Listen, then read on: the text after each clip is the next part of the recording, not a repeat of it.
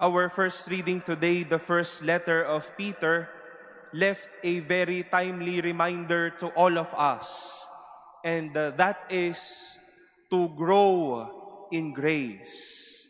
Ang mabuhay o lumago sa kagandahang loob ng Diyos, sa grasya ng Diyos.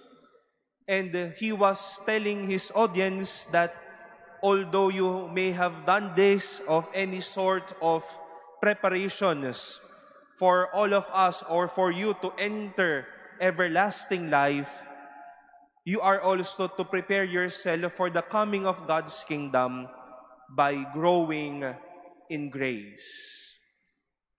We feel or even we see people growing in grace.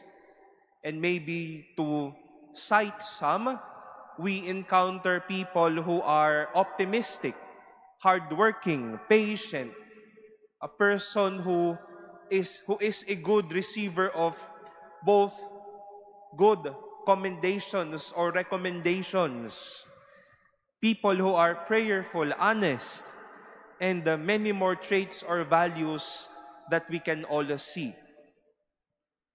But it seems that Jesus experienced living with people who may not really have grown in grace.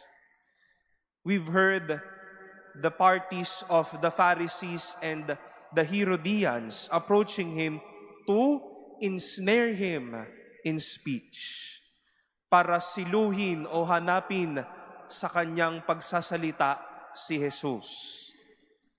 And you know, to grow in grace is not to see always what is wrong or to see or offer complications there and then. But to grow in grace is the ability to learn from Jesus. To grow in grace is to be ready to be shaped by the values and the mind of God.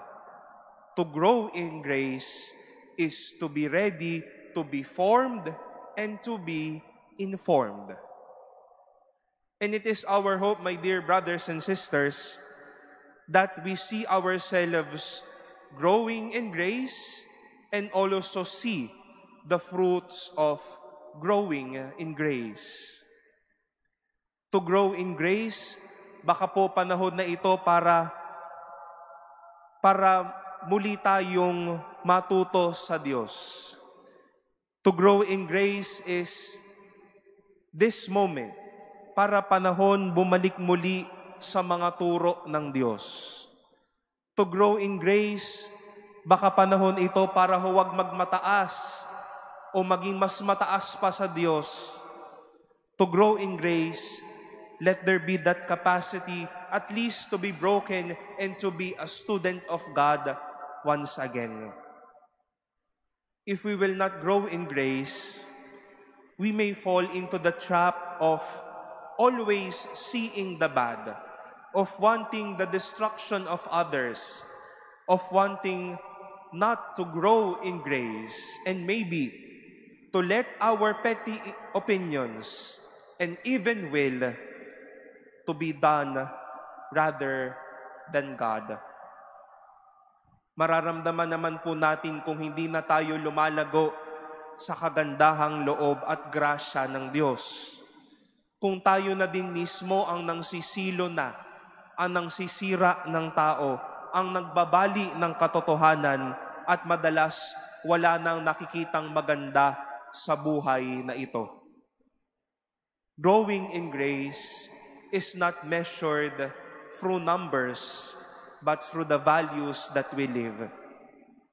To grow in grace is not to teach God what to do, but to let God teach us once again. Growing in grace is to humble ourselves in front of God, letting God lead us, and letting God form our hearts.